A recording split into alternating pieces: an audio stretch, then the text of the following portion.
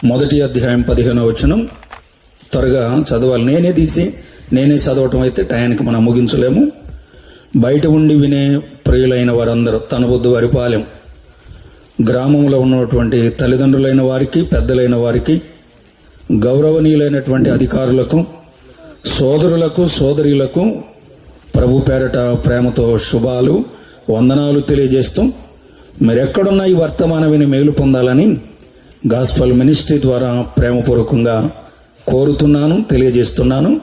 Mark రాసిన సువార్త మొదటి అధ్యాయము 5వ వచనం, 15వ వచనం. కాలము సంపూర్ణమై ఉన్నది. ఆ మాట పట్టుకోండి. కాలము 3 అక్షరాలు పట్టుకోండి చాలు. కాలము సంపూర్ణమై ఉన్నది. దేవుని రాజ్యము సమీపించి ఉన్నది. మారు మనస్సు పొంది సువార్త నమ్ముడని చెబుతూ ఈ రాత్రి శుభవార్తను నమ్మండి. 2వ లేఖనం పేతురు రాసిన మొదటి పత్రిక 4వ అధ్యాయము 17వ వచనం. పేతురు రాసిన మొదటి పత్రిక 4:17. తీర్పు దేవుని ఇంటి యొద్ద నుండి 7వ వచనం. 4వ అధ్యాయం 7వ వచనం. అయితే అన్నింటి అంతము అన్నింటికి అంతము సమీపమై ఉన్నది కాగా మీరు స్వస్థ బుద్ధి కలిగిన వారై ప్రార్థనలు చేయుటకు మెలకుగా ఉండుడి. హెబ్రీలకు రాసిన పత్రిక, హెబ్రీ పత్రిక 10వ అధ్యాయము 37వ వచనం కూడా చదవండి. 10వ అధ్యాయము 37వ వచనం. ఇక కాలము బహు కొంచెముగా ఉన్నది. ఆ మొక్క పట్టుకోండి. నీకే ఇక కాలము బహు కొంచెముగా ఉన్నది. 3 అక్షరాలే పట్టుకోండి. కాలము బహు కొంచెముగా ఉన్నది చాలు. అపోస్తలుల కార్యాల గ్రంథము 1:7వ వచనం. అపోస్తలుల కార్యాల గ్రంథము 1వ అధ్యాయం 7వ వచనం.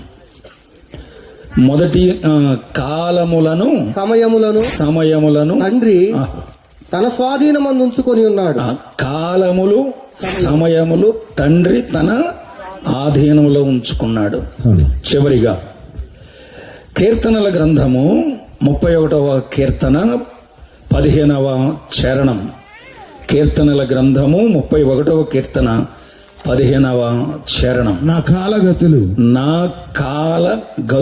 నీ వశములోనున్నవి. చాలు. దేవుడు తన మాటలు మనందరి కొరకు దీవించును గాక. మనం చదువుకున్న ఈ మాటల్లో 3 అక్షరాలు. కాలము బహు కొంచెముగా ఉన్నది అని అన్నాడు. ఇది పెద్ద చరిత్ర.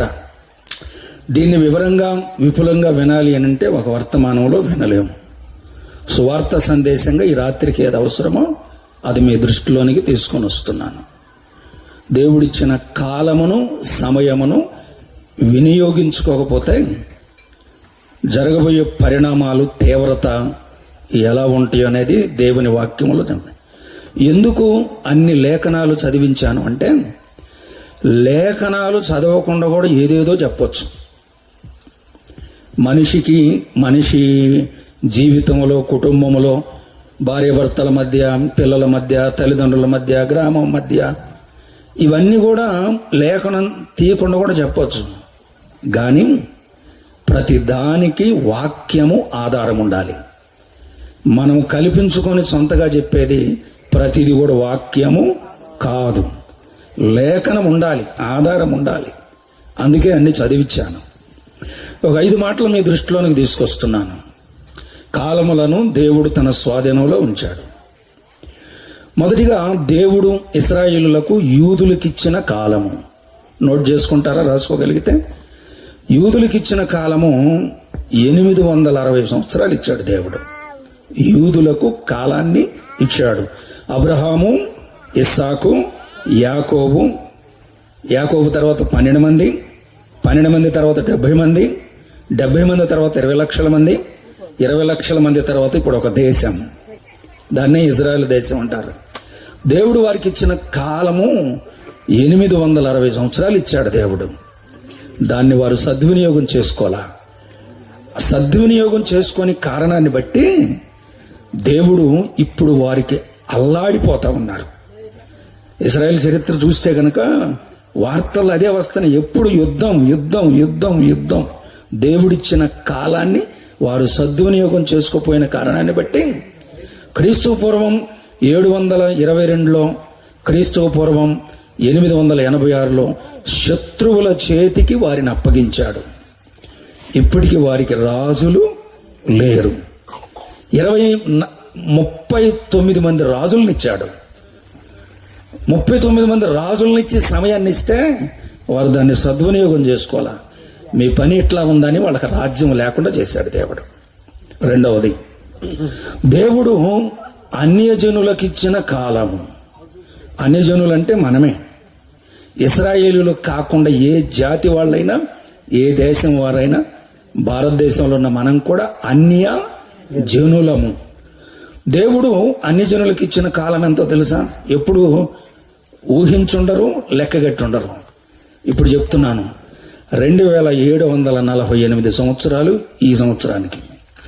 దేవుడు అన్యజనులకు ఇచ్చిన కాలము ఎంతని చెప్పాను నేను మీకు? 2748 ఈ సంవత్సరానికి. అన్యజనులకు ఇచ్చిన కాలం వ్యవధి ఎంతంటే సంఘము భూమి మీద నుండి ఎత్తివేయబడే వరకు. అందుకని ఒక మాట చదవండి మీరు. లూకా రాసిన సువార్త దేవుడు అన్ని జనులకు ఇచ్చిన కాలం. 21వ అధ్యాయము 34వ వచనం చదువుతారా? 21:34. 21:24 చదివే మైకులో. వారు కత్తివాత కూలుదురు, చెరపట్టబడిన వారై. ఇది ఇశ్రాయేలు గురించి. దేవుడిచ్చిన సమయాన్ని వినియోగించుకోకపోతే, సద్వినియోగం చేసుకోకపోతే దేవుడు వారిని కత్తికి అప్పగించాడు. చదువు. సమస్తమైన అన్యజనుల మధ్యకు పోవుదురు, అన్యజనుల కాలములు సంపూర్ణమలగు వరకు యెరూషలేము అన్యజనుల చేత త్రొక్కబడును అన్నాడు. యెరూషలేము అంటే పరిశుద్ధ పట్టణము. ఇశ్రాయేలులు, యాజకులు, లేవీలు తప్ప మందిరంలోనికి వెళ్ళటానికి ఎవరికి అర్హత లేదు. ఇప్పుడు అన్యజనులు అక్కడ డోమ్ ఆఫ్ ది రాక్ కట్టి వారు పూజలు చేస్తున్నారు. దేవుడు లేడు ఇప్పుడు అక్కడ. ఇచ్చిన సమయాన్ని సద్వినియోగం చేసుకోవాలా.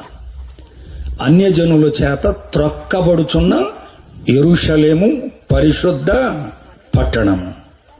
అన్యజనులకు ఇచ్చిన కాలం ఎంతంటే ఈ రోజుకి, ఈ సంవత్సరానికి 2748. సంఘం ఎత్తబడేంత వరకు అన్యజనుల కాలము కొనసాగుతూనే ఉంటుంది. మూడవది, దేవుడు సంఘానికిచ్చిన కాలం. దేవుడు సంఘానికిచ్చిన కాలం. ఏ సంఘానికి? దేవుడు సంఘానికిచ్చిన కాలం అంటే ఏ సంఘానికి? సార్వత్రిక సంఘానికి. సార్వత్రిక సంఘం అంటే ప్రపంచంలో ఏ మూలను కూడా రక్షించబడిన వాళ్ళంతా కూడా దేవుని దృష్టిలో ఒకే సంఘం. మన దృష్టిలోనైతే ఊరికి 4 ఉండొచ్చు, 5 ఉండొచ్చు, 6 ఉండొచ్చు, గెట్టకపోతే ఇంట్లో కూడా పెట్టుకోవచ్చు. స్థానిక సంఘాలు వేరు, సార్వత్రిక సంఘము వేరు. దేవుడు ఈ సంఘానికి ఇచ్చిన కాల వ్యవధి 2029 సంవత్సరాలు. 2020 కదా, 26 కదా అంటారేమో. యేసు ప్రభు పుట్టుకతో ప్రారంభం. యేసు ప్రభు ఎప్పుడు పుట్టాడు? క్రీస్తుకు పూర్వం 3వ శతాబ్దంలో పుట్టాడు. 3వ సంవత్సరంలో పుట్టాడు. 3వ సంవత్సరం క్రీస్తుకు పూర్వం. అది కాలం యొక్క విధానం. సంఘానికి ఇచ్చిన కాల వ్యవధి ఎంత అంటే ప్రజెంట్ 2029 సంవత్సరాలు. సంఘం ఎప్పుడు ఎత్తబడితే అప్పుడు సంఘ కాలము ముగించబడుతుంది. అదే సమయంలో సువార్త కాలము కూడా ముగించబడుతుంది. అదే సమయంలో రక్షణ పొందేవారు పొందటానికి ముగింపు కాలం కూడా ఉంది. సంఘము ఎత్తబడిన తర్వాత ఆయన మధ్యాకాశంలోనికి వచ్చి సంఘం తీసుకొని పోతే ఇక సభలు ఉండవు, సువార్త ఉండదు, రక్షించబడండి అని చెప్పేవాళ్ళు ఉండరు. సువార్త కాలము ముగింపు కాలం. ఇప్పుడు ఎన్ని కాలాలు చెప్పేశాను? మొదటిది యూదులకిచ్చిన కాలం, రెండవది అన్యజనులు అన్యజనులకిచ్చిన కాలం, మూడవది సంఘానికి సంఘానికిచ్చిన కాలము, నాలుగవది ప్రతి మనిషికి దేవుడు కాలం ఇచ్చాడు. ప్రతి మనిషికి దేవుడు కాల వ్యవధినిచ్చాడు. అందుకనే 90వ కీర్తన 10వ చరణంలో రాయబడింది, మా ఆయుష్ కాలము. మీ అందరికి వాక్యం తెలుసు అనుకుంటే చెప్తున్నారు కదా, చెప్పేసేయండి. మా ఆయుష్ కాలం 70 సంవత్సరాలు, అధిక బలమున్న ఎడల 80. 70-80 సంవత్సరాల కాల వ్యవధి ప్రతి మనిషికి ఇచ్చాడు. ప్రతి మనిషికి కూడా దేవుడిచ్చాడు. ఈ ప్రతి మనిషికి ఇచ్చిన ఈ కాల వ్యవధి, ఇందులోనే 70-80 సంవత్సరాల్లోనే ఒకటి బాల్యకాలము, రెండవది యవన కాలము, మూడవది కౌమార కాలము, కౌముది అంటే నడి వయసు కాలము, నాలుగవది వృద్ధాప్యము, ముసలి కాలము. 4 కాలాలను దేవుడు నీకు ఇచ్చినా గాని ఈ 4 కాలాలను నువ్వు ఉపయోగించుకోకుండా యేసుక్రీస్తును నిజమైన దేవుడిగా తెలిసి కూడా ఆయనను హృదయంలోకి చేర్చుకోకుండా ఉంటే గనక నీ కాలం ముగింపు ఎలా ఉండబోతుందో తెలుసా? చాలా ఘోరంగా ఉండబోతుంది. ఈరోజు నువ్వు రక్షణ పొందినా రక్షణ పొందకపోయినా ఎవ్వరూ బలవంతం చేయరు. యేసు ప్రభువును బలవంతంగా ఎవరికి రుద్దరు. అంతేనా? ఆయన బలవంతంగా ఎవరికి రుద్దరు. కావాలన్న వారి హృదయంలోనికి వస్తాడు, కావాలన్న వారి ఇంట్లోకి వస్తాడు, కావాలన్న వారి ఊరిలోకి కూడా వస్తాడు. కావాలనుకుంటే వస్తాడు, వద్దు అనుకుంటే ఆయన అక్కడి నుంచి వెళ్ళిపోతాడు. ఈ సభలో కూర్చున్న నీ వయసు ఎంతో నాకు తెలియదు కానీ మరి ఎన్ని కాలాలు దాటినాయో. బాల్యకాలము దాటిపోయింది, యవన కాలము దాటిపోయింది, నడి వయసు కాలం వచ్చిందేమో, వృద్ధాప్య కాలం వచ్చిందేమో. ముందుకు జరగండి. దేవుడిచ్చిన కాలాన్ని మీరు సద్వినియోగం చేసుకుంటున్నారా? ఆ మాట మనం ఇక్కడ జ్ఞాపకం చేసుకోవాలి. దేవుడు ప్రతి మనిషికి ఇచ్చిన కాలము ఎటువంటిదో చూడండి. యోబు గ్రంథం 14వ అధ్యాయము 5వ వచనం చూడండి. యోబు గ్రంథం 14వ అధ్యాయము 5వ వచనం తీసిన నరుల ఆయుష్ కాలము నరుల ఆయుష్ కాలము పరిమితి కలది. పరిమితి మించడానికి లేదండి. పరిమితి మించడానికి లేదు. ఒకవేళ నువ్వు అనుకుంటున్నావేమో మా ముత్తాత 92, 95, 100 సంవత్సరాలు బ్రతికారు, మా తాత ఇంచుమించుకు 96 సంవత్సరాలు బ్రతికాడు, మా నాన్న కూడా ఇంచుమించు గట్టి 80 సంవత్సరాలు బ్రతికాడు అని నీకు ఊహలో ఉందేమో గాని వాళ్ళకిచ్చిన సంవత్సరాలు నీకిస్తాడని దైవ గ్రంథంలో ఎక్కడ రాయబడలేదు. ప్రతివానికి కాల పరిమితిని దేవుడిచ్చేశాడు. ఆ కాల పరిమితిని నువ్వు గనక సద్వినియోగం చేసుకోకపోతే ఎలా ఉండబోతుందో చూడు. దేవుడిచ్చిన కాలాన్ని సద్వినియోగం చేసుకోవాలి. ఆ తర్వాత దేవుని కాలం ఒకటి ఉంది. దేవుని కాలం ఒకటి ఉంది. అది దానియేలు గ్రంథంలో రాయబడింది. అది శాశ్వత కాలము. ఇప్పుడు ప్రస్తుత కాలము కొద్ది కాలం కదా. నేను కొన్ని కాలాలు మీకు జ్ఞాపకం చేస్తున్నాను త్వరగా. ఇవన్నీ బైబిల్లోనే ఉన్నాయి. బాల్యకాలము, యవన కాలము, కౌమార కాలము, ముసలి కాలము, తర్వాత చెప్పండి మరణకాలము, అంతేనా? కొద్ది కాలము, యుక్త కాలము, అల్పకాలము, శాశ్వత కాలము, దీర్ఘకాలము, వ్యధకాలము. వ్యధకాలం అంటే బాధ. లేదు, వ్యధకాలం అంటే బాధ కాదు. వ్యధ అంటే విత్తనాలు విత్తే కాలం. పట్టండి నాగలి, కట్టండి కాడి, పట్టండి నాగలి, వెళ్ళండి దుక్కి. వ్యధకాలం అంటే జల్లే కాలం. వ్యధకాలం, కోతకాలము, కూర్పు కాలము, పోయిన కాలము, ప్రస్తుత కాలము, ముందు కాలము, శీతాకాలము. ఇప్పుడు చెప్పండి ఏ కాలం ఇది? వర్షాకాలము, ఎండాకాలము, అంతేనా? లోకం ఎలా ఉంటుందన్నాడంటే అపాయకాలము, తిరుగుబాటు కాలము, చెడు కాలము, దుష్టకాలము, పాపము నిండిపోయిన కాలం. ఈ కాలం నిండిపోయిన కాలం. అజ్ఞాన కాలం భవిష్యత్తు, జ్ఞానకాలము ప్రస్తుతము, ఉదయకాలము, మధ్యాహ్న కాలము, రాత్రి కాలము, అంధకార కాలం ఒకటి కూడా రాబోతుంది. ఈ కాలాలన్నీ కూడా మా కాల గతులు నీ చేతిలో.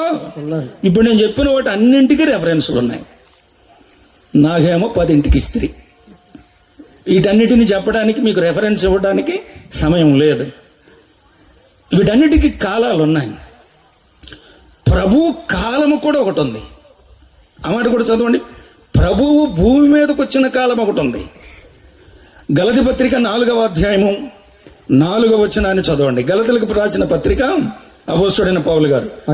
అయితే కాలము పరిపూర్ణమైనప్పుడు దేవుడు తన కుమారుని పంపెను.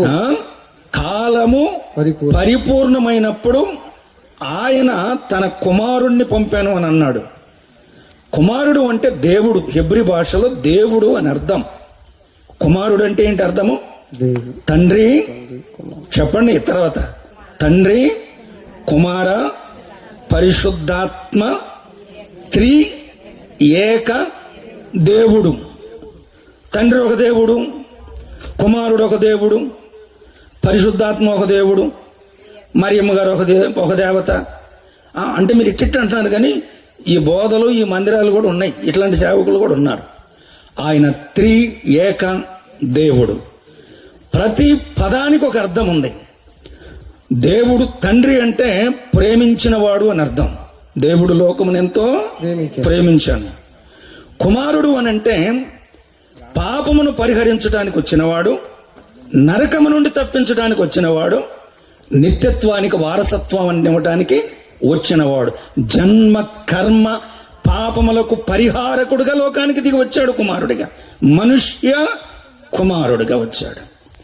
పరిశుద్ధాత్మని యొక్క పని ఏమిటంటే జరిగిపోయిన సంగతులు, జరుగుతున్న సంగతులు, జరగబోయే సంగతులు సువార్తను చెప్పి పాపాన్ని ఒప్పించి సంఘములో చేర్చి వాక్యము ద్వారా వారిని బలపరుస్తూ ఆయన రాకడ కొరకు సిద్ధపరిచే పని ఆత్మ పని. తండ్రిగా ప్రేమించాడు, కుమారుడిగా వచ్చి ప్రాణమిచ్చాడు, ప్రాణం పెట్టాడు, చనిపోయాడు, సమాధి చేయబడ్డాడు. ఆత్మస్వరూపిగా మన మధ్యలో ఉండి ఆయన మనందరినీ ఇక్కడికి సమకూర్చాడు. రక్షణ లేని నీతో కూడా మాట్లాడుతున్నాడు. కోడిక అయిపోయిన తర్వాత ఇప్పుడైనా తీర్మానం చేసుకో బిడ్డ, ఇప్పుడైనా తీర్మానం చేసుకో బిడ్డ, రాబోయే కాలం మంచిది కాదు బిడ్డ అని ఆయన నిన్ను ప్రేరేపిస్తున్నాడు. ఒకవేళ నమ్ముకొని ఉంటే గనక నీ జీవితం సరిలేదు, వాక్యం ఎలా ఉంది, నువ్వు సరి చేసుకో, నువ్వు ఎత్తబడే వరుసలో ఉండటానికి ఇప్పుడే సరి చేసుకో, ఇక్కడే సరి చేసుకో అని ప్రేరేపిస్తున్నాడు. ఆత్మస్వరూపిగా ఆయన ఈ లోకంలో ఉండి ఆయన పని చేసేటువంటి దేవుడు అనే మాటలు ఇక్కడ మనం జ్ఞాపకం చేస్తున్నాం. ఈ లోకానికి దిగి వచ్చాడు. కాలము సంపూర్ణమైనప్పుడు. ఏ కాలము సంపూర్ణమైనప్పుడు? అన్యజనుల కాలమా, యూదుల కాలమా, సంఘ కాలమా, దేవుని కాలమా, ప్రతి మనిషినికి ఇచ్చిన కాలమా? ఏ కాలము సంపూర్ణమైనప్పుడు? 3:15 ఆదికాండము 3వ అధ్యాయము 15వ వచనం చదవండి. ఆదికాండము 3వ అధ్యాయం 15వ వచనం.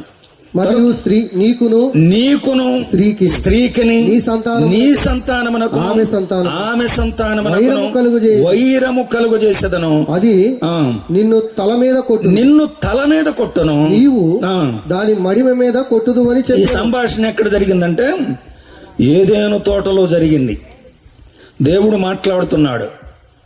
ఆదాము హవ్వలు దేవుని ఆజ్ఞను అతిక్రమించారు, పాపం చేశారు, దేవునికి కోపాన్ని తెచ్చారు. మనిషిని దేవుడు మంచివాడిగా చేస్తే సాతాను అపవాది పాము రూపంలో వచ్చి, సర్ప రూపంలో వచ్చి దేవుని మీదనున్న మనస్సును తప్పించాడు. దేవుని మాట వినకుండా అపవాది మాట విన్నారు ఆది మానవులు. శిక్ష వచ్చింది. నిన్ననే ఈ టైంలో 8:30 టైంలో మా సంఘస్థులు నేను ఎట్లానే కూర్చొని పొలాలు ఎవరెవరు ఎంత వేస్తున్నారో అది వాళ్ళు మాట్లాడుకుంటా ఉన్నారు. ఎంత వేసినా గానీ పొలాలు పండటం లేదు, సరైన పంట ఇంటికి రావడం లేదని చాలా బాధపడుతున్నారు. నాకు ఆది కాండంలో మాట గుర్తొచ్చింది. ఏంటో తెలుసా? హవ్వ పాపం చేసినప్పుడు ఆమెకు శిక్షగా గర్భవేదన పెట్టాడు. ఆదాము పాపం చేసినప్పుడు శిక్షగా నీవు చెమటోర్చి భోజనం తింటావు, కష్టపడి నువ్వు పని చేయాల్సిందేనని ఆయనకి శాపం పెట్టాడు. ఇక మిగిలింది ఎవరు? సాతానుడు. సాతానుకు పెట్టిన శాపం ఏంటంటే, నువ్వు అపవాదికి చోటిచ్చావు కాబట్టి పామా నీ జీవితకాలం అంతా పొట్టతో పాకి మన్ను తిని బ్రతుకుతా ఉన్నాడు. అపవాదికి చోటిచ్చిన పాము శాపగ్రస్తమైంది. ఆ తర్వాత సాతానుకు శాపం ఏంటంటే, అగ్ని గంధకాలతో మండే గుండాన్ని వాడికి నియమించాడు. 4వ శాపం ఏంటో తెలుసా? నిన్ను బట్టి మీ ఇద్దరిని బట్టి భూమి శపించబడింది అని అన్నాడు. ఎందుకు పంటలో తెలుసా? మానవుని యొక్క పాపం పెరిగిపోయింది, పండిపోయింది. బయటకు కనబడి కొంతమంది కనబడకుండా రహస్యంగా ఘోరమైన పాపాలు చేస్తున్నారు. ఎవరికి తెలియదు అనుకుంటున్నారు కానీ ఆకాశమందున్న దేవుడు నిన్ను చూస్తున్నాడు. పండిపోయింది, భూలోకము చెడిపోయింది.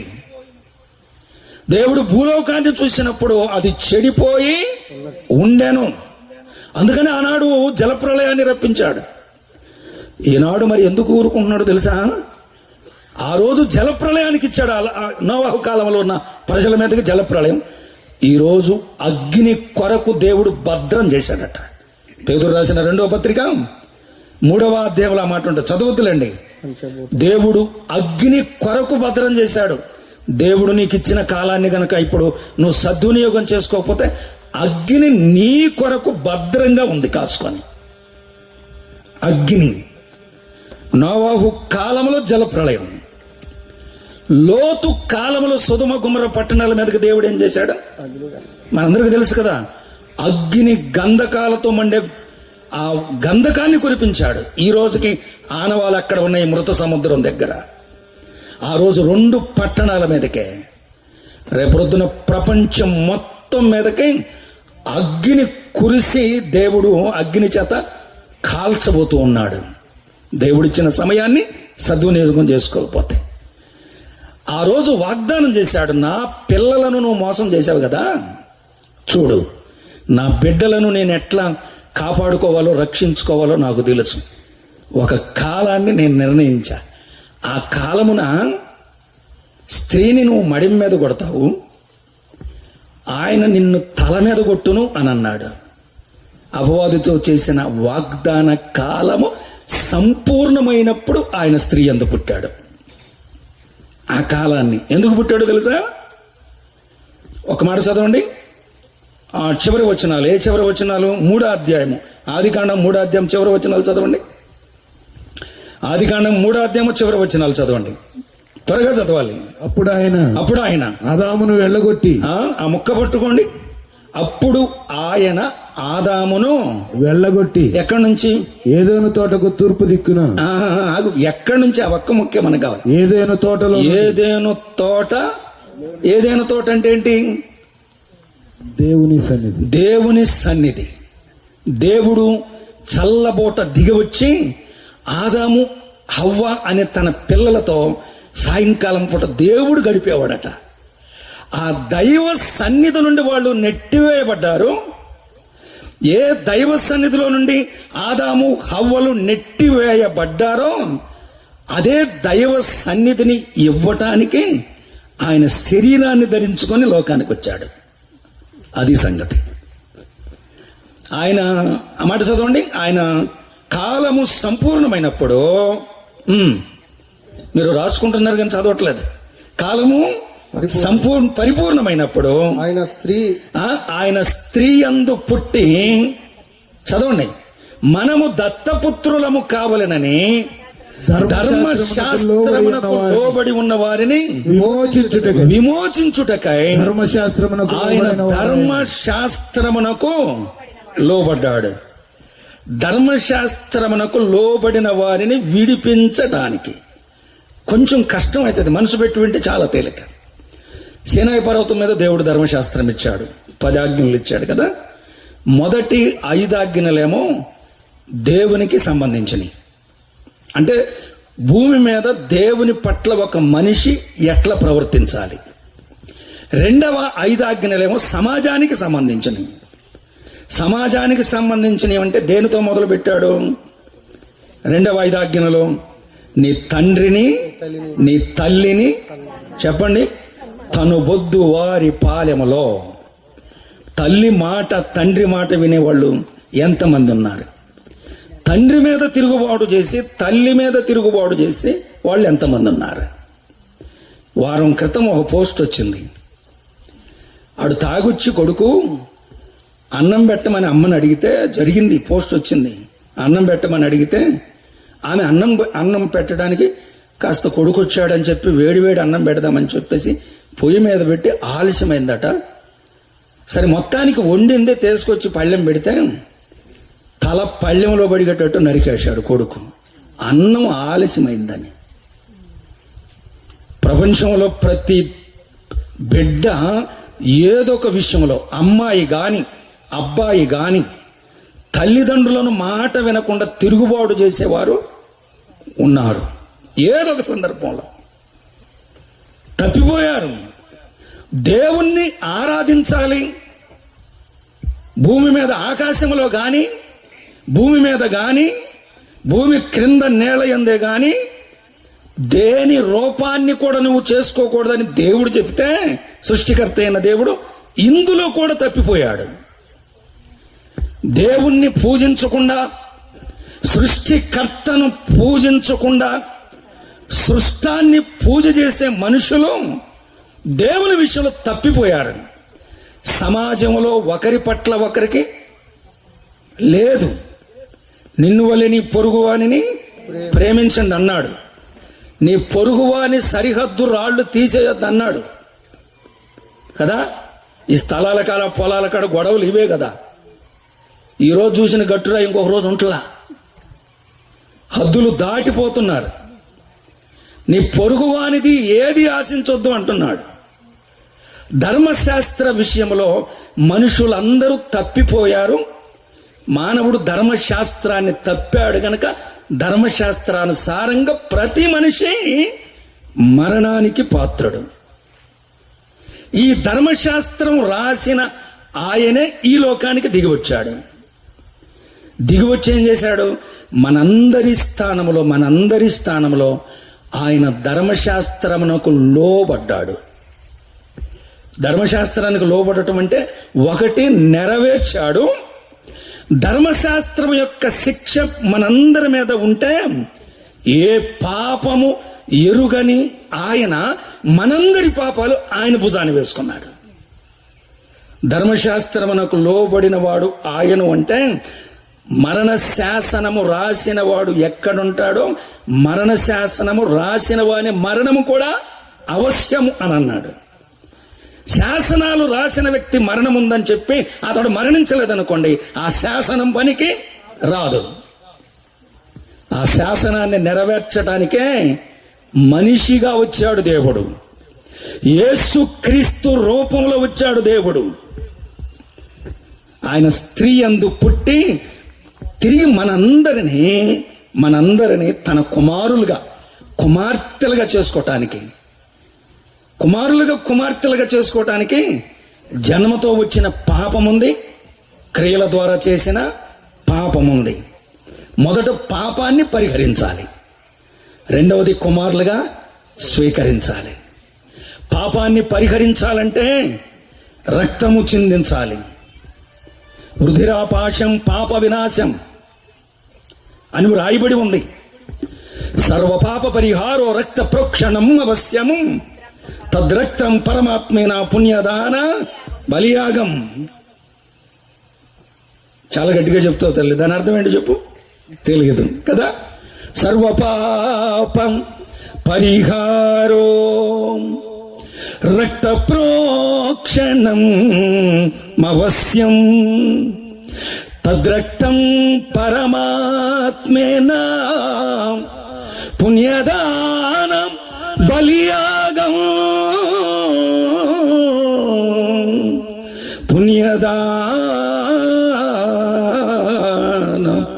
బలియాగం.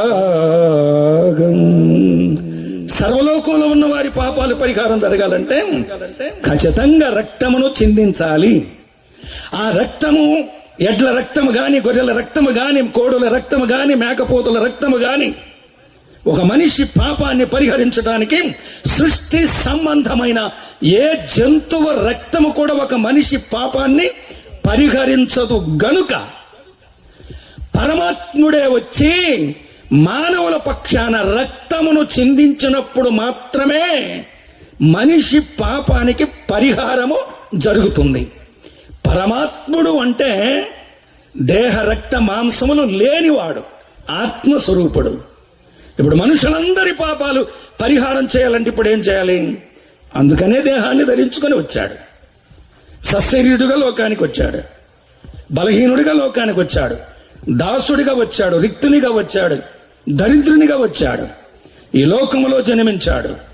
మనుషులందరి పాపాల నిమిత్తమై ఆయన భుజాన మనందరి పాపాలు వేసుకొని కలవరి శిలువ వరకు ఆయన వెళ్లిపోయాడు. చేతల్లో చేలలు, కాళ్ళల్లో మేకు, ప్రక్కలో ఈటె, తలలో ముండ్ల కిరీటం, దేహమంతా కూడా రక్తసిక్తమై సొగసును స్వరూపాన్ని కోల్పోయిన దేవుడు, అందవిహీనుడిగా మారిపోయిన దేవుడు, భూమికి ఆకాశానికి మధ్యలంటే ఆకాశానికి భూమికి మధ్య దూరం ఇంత మనం చెప్పలేము. ఆయన వ్రాలాడదీయబడ్డాడు శిలువలో, మ్రాను మీద వ్రాలాడదీయబడ్డాడు. పరమాత్ముడైన దేవుడు లోకానికి దిగి వచ్చాడు. ఎందుకు?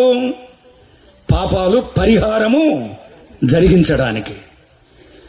ఆ పరమాత్ముడు లోకానికి వచ్చి రక్తాన్ని చిందించి మనుషుల స్థానంలో మరణించి సమాధి చేయబడి మళ్ళీ తిరిగి లేవాలి. కుళ్ళిపోతే దేవుడు కాదు, సమాధి చేయబడి లేవకపోతే అసలు దేవుడు కాదు. ఒకవేళ యేసుక్రీస్తు లేవకపోతే కనుక ఈ ప్రపంచంలో ఒక్క మందిరం ఉండటానికి లేదు, ఒక్క సేవకుడు ఉండటానికి లేదు, ఏ ఒక్కరి చేతుల్లో దైవ గ్రంథం ఉండటానికి లేదు. కుళ్ళిపోయిన దేవుణ్ణి ఏమని ప్రకటిస్తాం? ఆయన సజీవుడైన దేవుడు, మరణముని గెలిచి 3వ దినాన లేచిన దేవుడు. మానవునిగా మరణించాడు, దేవుడిగా ఆయన తిరిగి లేచాడు. ఆఖరి బొట్టు వరకు రక్తమును కాచి, దాని అర్థం అది. సర్వ పాప పరిహారో రక్త ప్రోక్షణం అవశ్యం తద్రక్తం పరమాత్మేనా పుణ్యదాన బలియాగం. చదవండి అన్నమాట. రోమిలకు రాసిన పత్రిక 5వ అధ్యాయం, రోమిలకు రాసిన పత్రిక 5వ అధ్యాయం. ఇట్లుండగా ఒక మనుషుని ద్వారా పాపము ద్వారా మరణమును ఈ లోకములో ఎలాగూ ప్రవేశించను అలాగుననే మనుషులందరూ పాపము చేసినందున మరణము అందరికి సంప్రాప్తము. 18వ వచనం చదువునా? 18వ వచనం. కాబట్టి తీర్పు ఒక్క అపరాధము వలన వచ్చినదై మనుషులకందరికి శిక్షావిధి కలుగుటకు ఎలాగూ కారణమాయను. అలాగే ఒక్క పుణ్య కార్యము వలన పరమాత్మేన పుణ్యదాన. ఏమిటి పుణ్యం? అడుక్కునే వాళ్ళు వస్తారు కదా మన పాపం, ఉదయాన్నే సాయంకాలం అడుక్కునే వాళ్ళు వచ్చినప్పుడు డైరెక్ట్ గా ఏదన్నా పెట్టమని అడగరు, ఏదన్నా ఇవ్వమని అడగరు. దానికి ముందు ఒక మాట అంటారు, నీకు ఎప్పుడు రాలేదేంటాడు తన బుద్ధి వారి పాలెంలో అడుక్కునేవాళ్ళు. నీకు పుణ్యం ఉంటుందమ్మా ఒక పాత చీరవు, నీకు పుణ్యం ఉంటుంది ఒక చొక్కా అయ్యా, నీకు పుణ్యం ఉంటుంది ఒక గౌని ఇవ్వమ్మ మా పాపకి, నీకు పుణ్యం ఉంటుంది ఒక ముద్ద పెట్టమ్మా ఆకలి అవుతుంది. అన్నానికి ముందు ఏం ఉపయోగిస్తున్నారు? పుణ్యం. వెనకోళ్ళు కూడా చెప్పట్లే ఏం చేస్తే పుణ్యం వచ్చిందంట? అన్నదానం, వస్త్రదానం, గోదానం, భూదానం. అన్నదానం, వస్త్రదానం, గోదానం, భూదానం, నీటి దానం, రకరకాల దానం చేయటం మంచిది కాదు. దానం చేయటం మంచిది, తప్పేమి కాదు.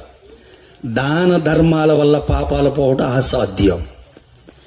నిజమైన పుణ్యకార్యం ఏంటో తెలుసా? యేసుక్రీస్తు ఆయన ప్రాణాన్ని మనకి దానంగా ఇచ్చాడు. నీకు పుణ్యం ఉంటుందమ్మా, మా అబ్బాయి చచ్చిపోయేటట్టున్నాడు, మీ అబ్బాయి ప్రాణం ఒక్కసారి ఇయ్యమ్మా అని ఎట్లా అడుక్కునే వాళ్ళు ఎవరైనా ఉన్నారా? ఒకవేళ అలా వస్తే మా ఆయన చచ్చిపోయి ఉన్నాడు, మీ ఆయన ప్రాణం ఏముండని ఎవరన్నా వచ్చి అడిగితే ఇస్తారా? నీకు పుణ్యం ఉంటుందా? పుణ్యం ఉంటుంది కదా, ఇస్తే ఏం పోయిద్ది? పుణ్యకార్యము అంటే నీ కొరకు నా కొరకు ఒక దేవుడు, సృష్టికర్త అయిన దేవుడు పైనున్న ఆకాశమును, క్రిందనున్న భూమిని, ఆకాశములో ఉన్న సమస్తాన్ని, భూమిలో ఉన్న సమస్తాన్ని, సముద్రాన్ని, అందలి సమస్తాన్ని సృష్టించిన భగవంతుడు దేవుడు మానవుడిగా వచ్చి ఆయన ప్రాణాన్ని నీ కొరకు పుణ్యంగా బలిదానము చేశాడు. ఆ యొక్క శ్లోకము యొక్క భావము అది. పుణ్యదాన బలి యాగం. ఆయన బలి అయిపోయినాడు. అక్కడ ఆయనకిచ్చిన కాలములో ఆయన వచ్చాడు, ఆ కార్యాన్ని సంపూర్తి చేశాడు. చనిపోయాడు, సమాధి చేయబడ్డాడు, తిరిగి లేచాడు, పరలోకానికి వెళ్ళాడు. నమ్మిన వారందరి కొరకు స్థలమును, ఇండ్లను సిద్ధం చేశాడు. నేనుండే స్థలంలో మీరు కూడా ఉండలేకున్నా మరలా వచ్చి నేను మిమ్మల్ని తీసుకొని పోతానన్నాడు. ఈ వార్త సర్వలోకానికి చెప్పమన్నాడు. ఈ వార్త సర్వలోకానికి, మీరు సర్వలోకమునకు వెళ్లి సర్వ సృష్టికి సువార్తను ప్రకటించండి. నమ్మి బాప్తిస్మము పొందినవాడు రక్షణ పొందును, నమ్మని వానికి శిక్ష. దేవుడు నీకిచ్చిన కాలాన్ని వ్యర్థం చేసుకుంటే ముగింపు శిక్ష. ముగింపు శిక్ష.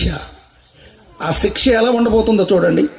22వ అధ్యాయము, మత్తయి రాసిన సువార్త 22వ అధ్యాయము. త్వరగా కొన్ని మాటలు మీ దృష్టిలోనికి తీసుకొచ్చి నేను ముగించేస్తాను. మత్తయి రాసిన సువార్త 22వ అధ్యాయము వచనం చెప్తున్నాను చూడండి.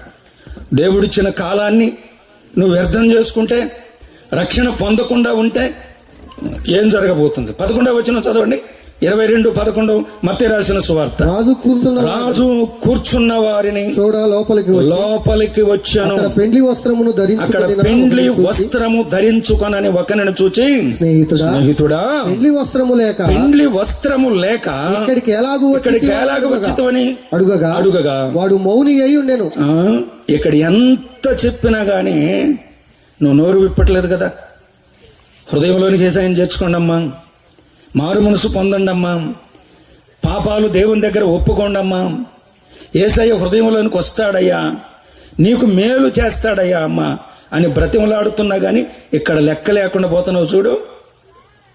రేపొద్దున ఆయన దగ్గరికి వెళ్ళిన తర్వాత ఎందుకు ఇక్కడ వస్త్రం, పెండ్లి వస్త్రం అంటే అర్థం ఏంటంటే రక్షణ పొందకుండా నువ్వు ఎక్కడికి వచ్చావు, ఇక్కడికి ఎందుకు వచ్చావు అడిగినప్పుడు వాడు మౌని అయి ఉండేను అన్నాడు. తర్వాత ఆ రాజుగారు ఏమన్నాడు చూడండి. ఏ రాజు? ఈ రాజు అంతటా రాజు. ఈ రాజు ఏ రాజు? యేసురాజు. యేసురాజు, రాజులకు రాజు, ప్రభువులకు ప్రభువు. ఆయన ఒక రోజున అక్కడ కూర్చోబోతున్నాడు. ఏమన్నాడు చూడండి. అంతటా రాజు వీని కాళ్ళు చేతులు కట్టి వెలుపటి చీకటిలోనికి త్రోసివేయండి. అక్కడ ఏడుపును పండ్లు కొరుకుటయు ఉండునని. ఇప్పుడు గనక దేవుడు నీకు ఇచ్చిన కాలాన్ని నువ్వు సద్వినియోగం చేసుకోకపోతే నీ ముగింపు కాలం ఇలా ఉండబోతుంది. అమ్మా, ప్రసంగానికి ముగింపు కాలం వచ్చింది. నీవు రక్షణ పొందటానికి ఇది మంచి కాలం. యేసయ్యను హృదయంలోకి చేర్చుకోవటానికి ఇది మంచి కాలం. ఇదే మిక్కిలి అనుకూలమైన కాలము. ఇదే రక్షణ దినం. ఈ సభలో ఇంకా ఎవరైనా ఉంటే గనక, ఒకవేళ అందరు రక్షణ పొంది ఉంటే సంతోషం. క్రీస్తు రాకడ కొరకు సిద్ధపడండి. రక్షణ పొందని వారు కూడా సభలో ఉన్నారని దేవుడు తెలియజేస్తున్నాడు. నీ కొరకు ఈ మాటలు అందిస్తున్నాడు. దేవుడిచ్చిన ఈ కాలాన్ని నువ్వు సద్వినియోగం చేసుకోకపోతే వీని కాళ్ళు చేతులు కట్టి వెలుపట్టి చీకట్లోనికి త్రోసివేయండి. ఆడేముంటది అన్నాడు అక్కడ? ఏడ్పును పండ్లు కొరుకుటయు ఉండునని పరిచారకులతో చెప్పాను. నరకమను నది నిరతముండునయో. నరకంలో పాడటానికి లేదు, భూమి మీద ఉన్నాం కాబట్టి పాడుతున్నాం. ఆ ఘోర నరకమునందు పాపులు కాలుచుందురయో, మరియు నగ్ని పురుగులందు కొరకు చుండెడు తిరుగులేకను.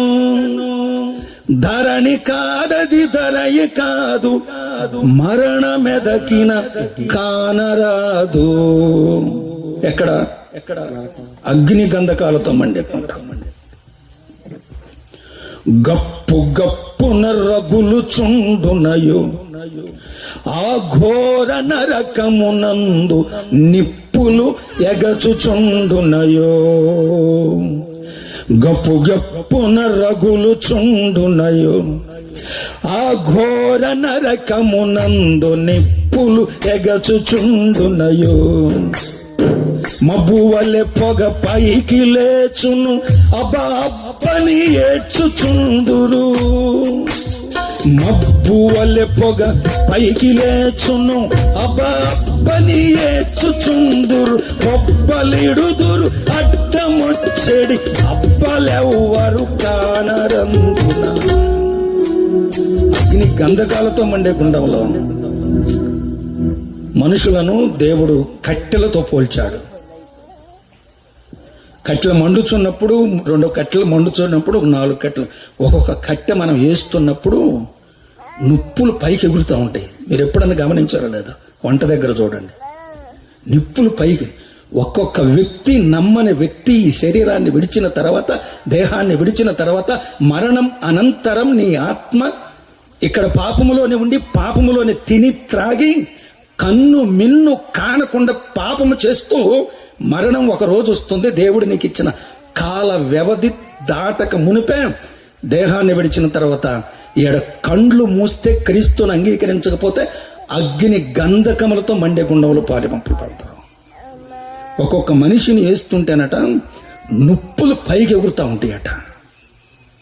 కట్లేసే కొద్ది పొగ కూడా పైకి వస్తుంటది. గప్పు గప్పున రగులు చుండునయో ఆ ఘోర నరకమునందు నిప్పులు ఎగచుచుండునయో. మబ్బు వలె పొగ పైకి లేచును, అబ్బని ఏడ్చుచుందురు.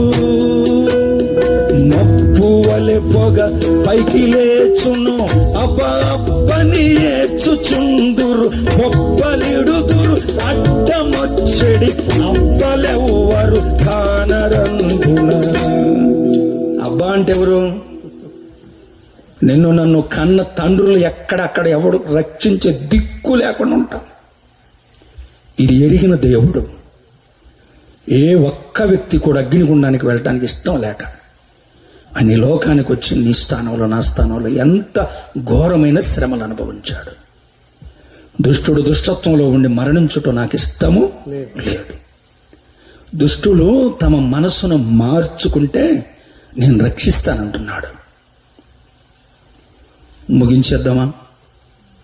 ఒక్క మాట అడుగుతున్నాను. రేపటికి రూపు లేదు. రేపేమి సంభవిస్తుందో మనకు తెలియదు.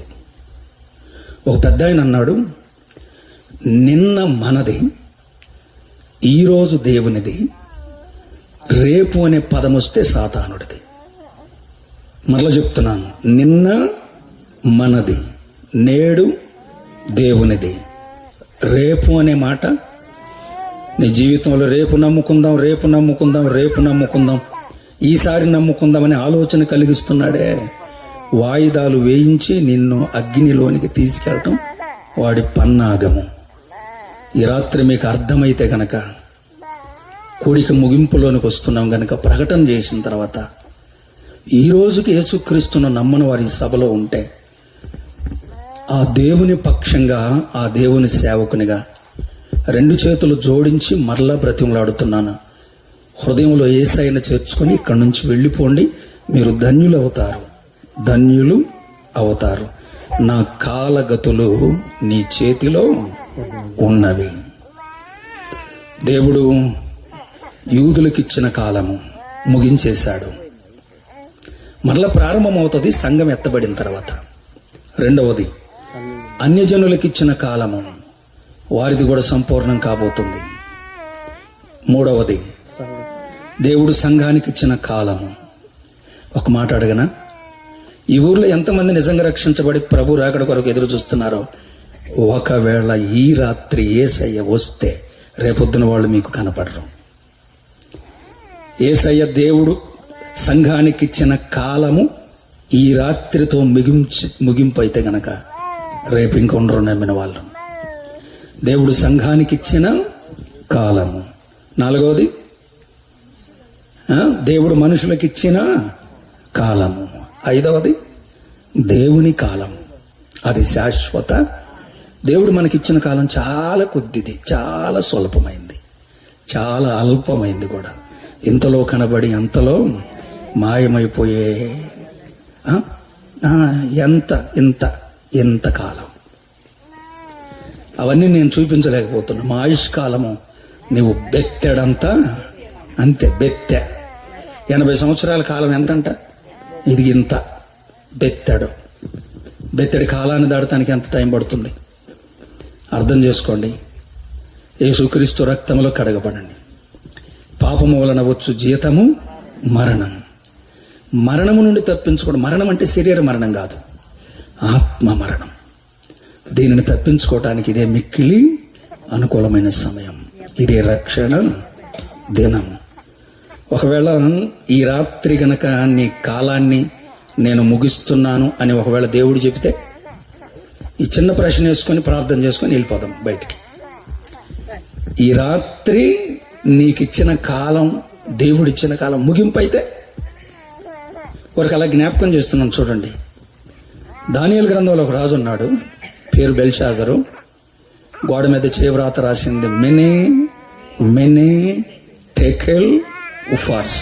దేవుడు నీకిచ్చిన కాలాన్ని లెక్క చూసి ముగించాడు. నీ చాప్టర్ క్లోజ్ అని అన్నాడు. వినండి, ముగింపు మాట్లాడి చూడండి. అయిపోయింది.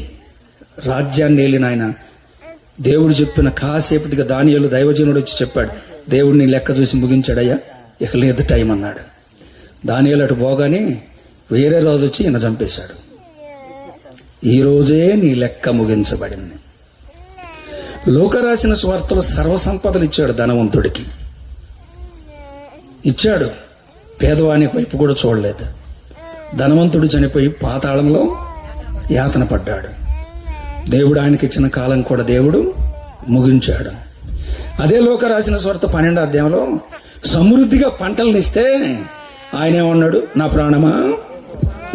ప్రాణమా తినుము, త్రాగుము, సుఖించము, అనేక సంవత్సరాలకే సంపాదించానని తనలో తాను చెప్పుకుంటుండగా పైనుండి ఒక స్వరం, వెర్రివాడా, ఈ రాత్రి దేవుడు నీ ప్రాణమును అడిగితే నీవు సంపాదించినవి ఎవరిని అడిగాడు?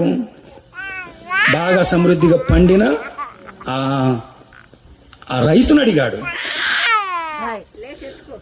అదే స్వరం ఇప్పుడు ఈ రాత్రి నీ కనబడితే, నేనేదో ఈ మాటలు చెప్పి దిగి రావడానికి కాదు, దేవుడు నీకు ఇచ్చిన కాలం విలువైంది. ఈ రాత్రి దేవుడు నిన్ను అడుగుతున్నాడు.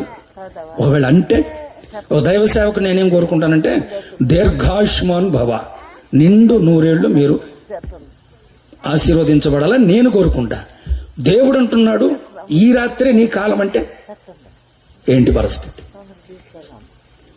అపోస్తుల కార్యాల గ్రంథంలో ప్రతి మనిషికి జీవమును, ఊపిరినిచ్చాడు. ఆ ఊపిరి ఆయన మరలా తీసుకుంటే మరలా తిరిగి రాదు. కాలము సంపూర్ణమై ఉన్నది. దేవుని రాజ్యము సమీపించి ఉన్నది. మారు మనస్సు పొంది ఈ మంచి వార్తను నమ్మండి. తలలు వంచండి, ప్రార్థన చేద్దాం. మీరున్న స్థలంలోని చిన్న ప్రార్థన చేసుకోండి. రక్షించబడి ఉంటే మంచిదే. ప్రభువా, నీ రాకడ కొరకు నన్ను సిద్ధపరచమని చెప్పండి. రక్షణ పొందకపోతే గనక దేవుడు నీకు ఇచ్చిన ఈ సమయము, ఇశ్రాయేల్ అన్న గారు పోయిన 22వ తారీఖు జరగాల్సినటువంటి ఆ సభలో ఒకవేళ జరిగితే నువ్వు ఉండేదానివేం కాదాము. నీ కొరకే ఈ రాత్రి 29వ తారీఖు రాత్రి దేవుడు నీకు ఈ సమయాన్ని ఇచ్చాడు. నువ్వు సద్వినియోగం చేసుకుంటే మంచిది. అయ్యా, అగ్ని గంధకాలతో మండే గుండానికి వెళ్లకుండా ఉండాలంటే ఏం చేయాలి అని నీ మనస్సులో ఈ ఆలోచన వస్తే గనక ఏమీ లేదు. కానీ ఖర్చు ఉండదు, కాళ్ళకు తిప్పలుండదు, ఎక్కడికెక్కడికో వెళ్ళి పాపాలు పోగొట్టుకోవటానికి ప్రయత్నాలు ఏమి చేయాల్సిన పనిలే. యేసు ప్రభు వారు ఆత్మస్వరూపిగా ఎక్కడున్నాడు? హృదయపూర్వకంగా ప్రభు దగ్గరకు వచ్చి ఈ చిన్న ప్రార్థన చేస్తే చాలు. ఈ రోజుకి రక్షణ తీర్మానం చేయని వాళ్ళు ఈ సభలో ఉంటే, రాబోయే ఉగ్రతను తప్పించుకోవాలని నీకు ఆశ ఉంటే, నీ కొరకు ఆయన మరణించాడని నీకు అర్థమైతే, ఆయన నిజమైన దేవుడు, నిత్య జీవమిచ్చే దేవుడని నువ్వు నమ్మితే, జన్మతో నీకు వచ్చిన పాపము, క్రియల ద్వారా చేసిన పాపము నిన్ను పట్టి పీడిస్తున్నవని నీకు అర్థమైతే, ఈ రాత్రి నీకు నెమ్మదిని, సమాధానాన్ని, రక్షణను, కుమారత్వాన్ని, కుమార్తెత్వాన్ని దేవుడిస్తాడు. నీవు చేసే పని చిన్న పని. నీ కుడి చెయ్యి నీ గుండె మీద పెట్టుకొని ఈ చిన్న ప్రార్థన చేస్తావా? నువ్వు నిజంగా యేసయ్య కావాలనుకుంటే, శాశ్వత రాజ్యాన్ని నీవు సొంతం చేసుకోవాలనుకుంటే ఈ చిన్న ప్రార్థన చేయండి.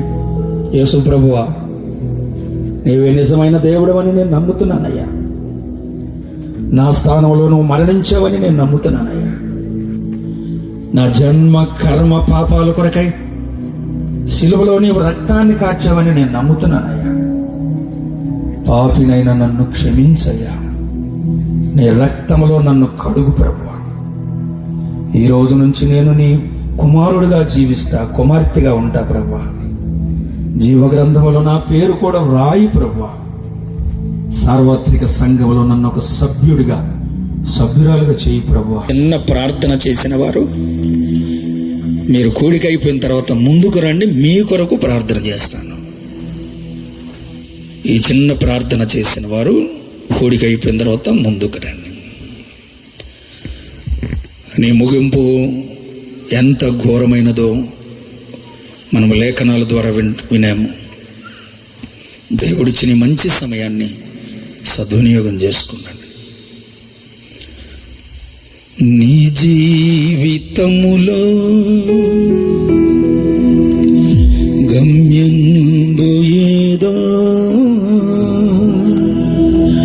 ఒకసారి యోచింపవా. ఈనాడి నీవు ప్రభు యేసు కొరకై నీ హృదయమర్పించవా.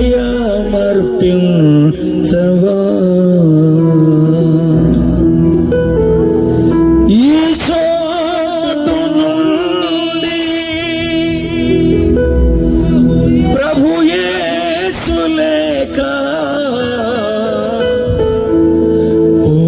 పోబోకుము సోదరా.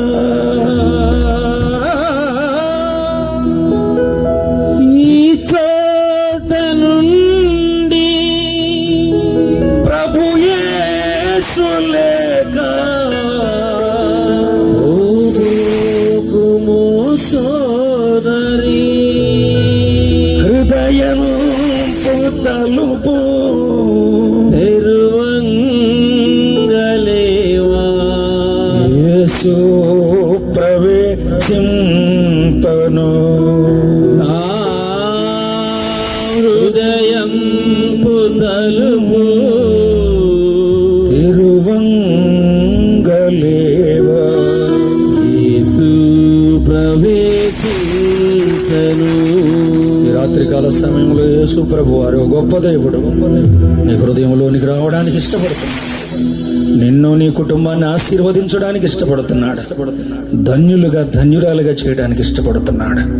అమ్మా, అయ్యా, ప్రభు పక్షంగా బ్రతిమలాడుతున్నాను. ఆయన సేవకుడిగా, ఆయన దాసునిగా, దేవుని బిడ్డలుగా తీర్చబడి ధన్యుల ఇంటికి వెళ్ళాలని కృపగలిగిన తండ్రి, మీ పరిశుద్ధ దివ్య మనోహరమైన నామాన్ని బట్టి స్తోత్రాలు. కాలములు సమయములను మీరు స్వాధీనంలో ఉంచుకున్నారు. యూదులకిచ్చిన కాలము, అన్యజనులకిచ్చిన కాలము, నాయన సంఘానికిచ్చిన కాలము, ప్రతి మనిషికిచ్చిన కాలము, మీరు ఈ లోకానికి రావటానికి మీరు తీసుకున్న కాలము, భవిష్యత్తులో మీ బిడ్డల కొరకై, నమ్మిన వారి కొరకై శాశ్వత కాలాన్ని, అంతము లేని కాలాన్ని, యుగ యుగాలు నిలిచే కాలాన్ని మీరు సిద్ధం చేశారు. తనుబొద్దు వారి పాలెములో ఉన్నటువంటి కుటుంబాలు దీవించబడటానికి సహాయం చేయండి. ఈడ రక్షణ పొందిన బిడ్డలను మీ రాకడ కొరకు సిద్ధపరచండి. ఈ రాత్రి నిత్య జీవం పొందుకోవటానికి నిర్ణయించబడిన వారు ముందుకొస్తుంటుండగా ఆ బిడ్డలను ధైర్యపరిచి బలపరచండి. ముందున్న సమయాన్ని మీ కృపగల హస్తాలకు అప్పగిస్తున్నాం. గాస్పల్ మినిస్ట్రీని మరింతగా దీవెనకరంగా, ఆశీర్వాదకరంగా చేయండి. మా తండ్రినైనా చక్కటి సంగీతాన్ని అందిస్తున్న మల్లిబాబు, యేసురత్నం గారు, అలాగే దాసుబాబు, చక్కటి సిస్టాన్ని ఏర్పాటు చేసిన సుందరు, వారి టీము యవనస్తులను బట్టి, శ్రేష్టమైన కీర్తనలు పాడిన మీ బిడ్డలందరిని బట్టి, కష్టపడి ఖర్చుపడి పని చేస్తున్న దాసానను బట్టి, రామారావును బట్టి, సుగుండ్రావు వారితో పాటు ఉన్న చార్లీ, అలాగనే రాంబాబు, వారు కూడా పాలిభాగస్తులు అవటానికి కృప దయచేయండి.